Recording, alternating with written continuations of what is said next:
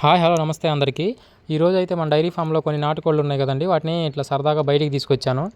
బయటకంటే just ఇట్లా road మీదకి మాత్రమే. డైలీ అయితే మన ఫామ్ ల్యాండ్లో తిరుగుతూ ఉంటాయి.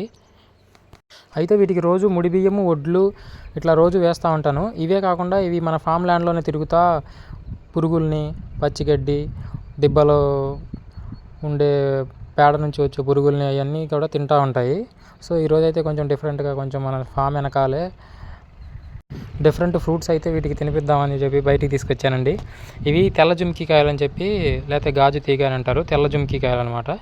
ఇవి మనం చిన్నపిల్లలు కూడా పండిన తర్వాత చాలా టేస్టీగా తింటూ ఉంటారు. ఇవి సబ్జా గింజల్లాగా ఉంటాయి.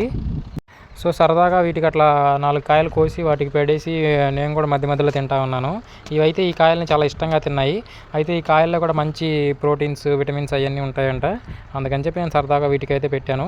అయితే కొన్ని పండుకాయలు నేను కూడా తిన్నాను, చాలా బాగున్నాయి టేస్టీగా. ఇవి సబ్జా గింజల ఆకారంలో ఉంటాయి, చాలా బాగుంటాయి, తినడానికి కూడా చాలా టేస్ట్గా ఉంటాయి. చిన్నప్పుడు అంటే ఇట్లాంటివి చాలా తిన్నాం అనుకోండి. ఇంకా మన డైరీ ఫామ్ వచ్చరికి వచ్చేసరికి ఇది మనం ఎంతో మోజుతో ఎంతో ఇష్టంతో పెట్టుకుంది కాబట్టి దీన్ని అయితే అసలు వదిలేసుకోలేము. అట్లా అని చెప్పి దీంట్లో పని భారం కూడా ఎక్కువే.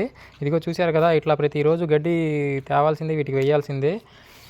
అట్లాగే మనం పాలు అమ్మిన దానికి ఇక్కడ చేసే కష్టానికి కూడా చాలా డిఫరెన్స్ ఉంది. అందుకని చెప్పి నేను ఈ మధ్య కొన్ని వేరియేషన్లు అయితే మార్చాను.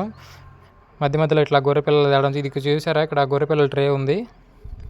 కొన్ని గొర్రెపిల్లలను తీసుకొచ్చి బ్యాచ్ల కింద అయితే అమ్మాను. దట్స్ మంచి ప్రాఫిట్ అనిపించింది. అట్లాగే మన ఫామ్లో ఎప్పుడు అయితే నాటుకోళ్ళు అయితే అందుబాటులోనే ఉంటాయి. నాటుకోళ్ళు కూడా నేను ఒక 4-5 బ్యాచ్ల కింద అయితే అమ్మాను.